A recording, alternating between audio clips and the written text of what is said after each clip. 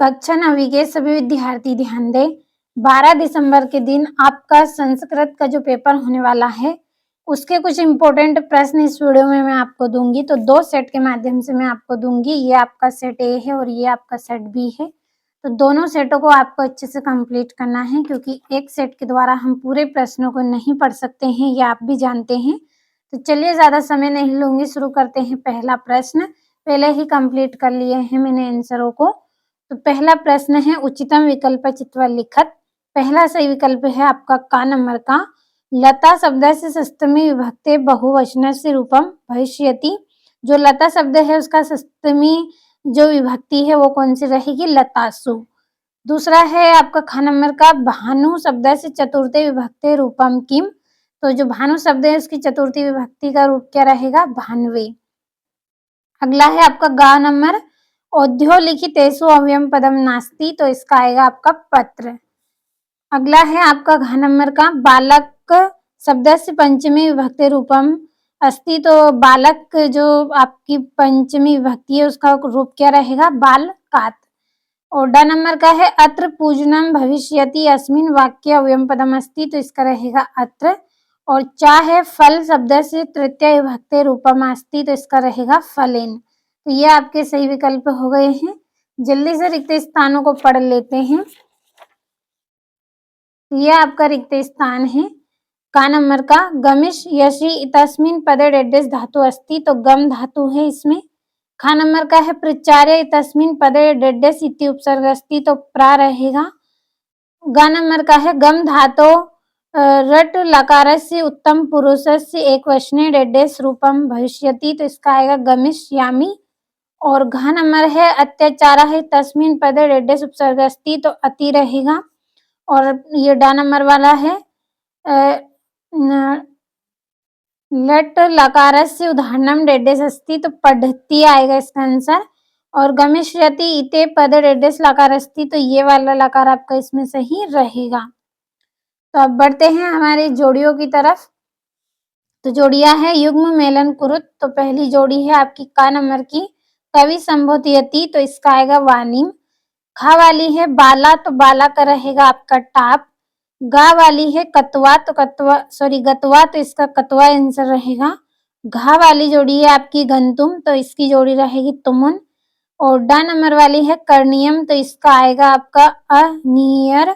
और चा है वानिक पुत्र से नाम। तो क्या है? जीवान धना, ये इसका नाम है। तो ये आपकी जोड़ियां हो गई हैं। पूरे पेपर को कंप्लीट आप अच्छे से करिएगा। एक सेट और भी मैं आपको दूंगी। और ये आपका चौथा प्रश्न एक पदेन उत्तर लिखना है आपको। का नंबर का है सूर्यास्त हितस्य विलोम पदम भवति। तो सूर्योदय आएगा इसका।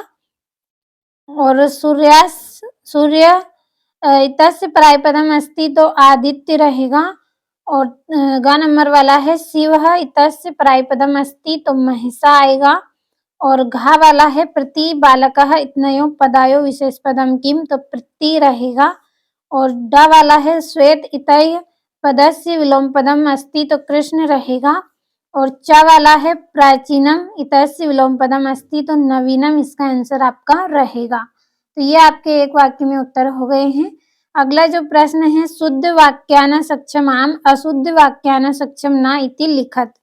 तो का नंबर वाला है प्रत्येकः इतस्मिन् पदे अयादि संधि अस्ति। तो ना है। खा वाला है घनश्यामः पदे कर्मधारय समास वर्तते। तो आम है। ग वाला है आपका सदैव इतस्मिन् पदे दीर्घ संधि अस्ति। तो ना रहेगा। और ये घा वाला है सुर प्लस ईसह बराबर सुरेशः भवति। तो आम रहेगा। और ड वाला है पितरो पदे अव्ययी भाव समास भवति। तो ना रहेगा। और च वाला है गंतुम इतस्मिन् पदे यन संधि अस्ति। तो आम रहेगा। तो यहाँ पे देखिए जल्दी मैंने आपको पूरे प्रश्न बताए हैं, ज्यादा समय भी आपका नहीं लूंगी। तो चलिए जल्दी से प्रश्नों को और समझ लेते हैं। तो छठा प्रश्न है कालः कस्य रसम पीबति। और सातवां है माता काम अधिसत। और जंतव केन तुष्यंती। तो ये आपके क्वेश्चन हो गए। और ये आपका आठवां है सरोवरनामा हानि कदा भवति। और मानवनम चेतासी की दृशानी भवति। और क्रोध व सुचत रावण किम कर्तुम उद्यतः अभवत। और ये आपका 11वां प्रश्न है, यहाँ से स्क्रीनशॉट लेना है। और 12वां जो आपका प्रश्न है, अधोलिखितानि वाक्यानि का कम प्रति कथयति लिखत, तो आपको यहाँ पे इनको भरना है। और ये 13वां प्रश्न है जिसमें आपको वाच्य परिवर्तन करने हैं, 2 करने हैं, 3 दिए गए हैं आपको। 14 प्रश्न है आपका जिसमें आपको सुभाषितानी के श्लोक करने हैं, तो जो श्लोक अच्छा लगे उस श्लोक को आप कंप्लीट कर लें। और ये आपका यहाँ पे 15वां प्रश्न है जिसमें आपको शुद्ध अशुद्ध करने हैं और 16 में रिक्त स्थान भरने हैं।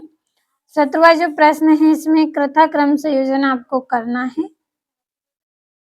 तो यहाँ से ये आपके भी दोनों प्रश्न हो गए हैं। अगले प्रश्न की ओर बढ़ते हैं। तो ये यहाँ पे इसके ये 2 प्रश्न रह गए हैं, ये अथवा है आपका। और ये यहाँ से आपका 19वां जो प्रश्न है। अगले प्रश्न की ओर बढ़ते हैं। ये आपका अथवा है, ज्यादा समय भी आपका नहीं लिया है, मैंने कम समय में ही आपको पूरे प्रश्न बताए हैं। कंप्लीट जरूर कर लीजिएगा इन प्रश्नों को। और ये यहाँ से अथवा, और मैं आपको सेट बी भी दूंगी। ये आपका 21वां प्रश्न है। 22वें में आपको एप्लीकेशन करनी है, आवेदन पत्र, और ये 23वां जिसमें निबंध करना है। तो सेट बी भी आप अच्छे से कंप्लीट कर लीजिएगा, वो भी मैं आपको अगले वीडियो में बताऊंगी।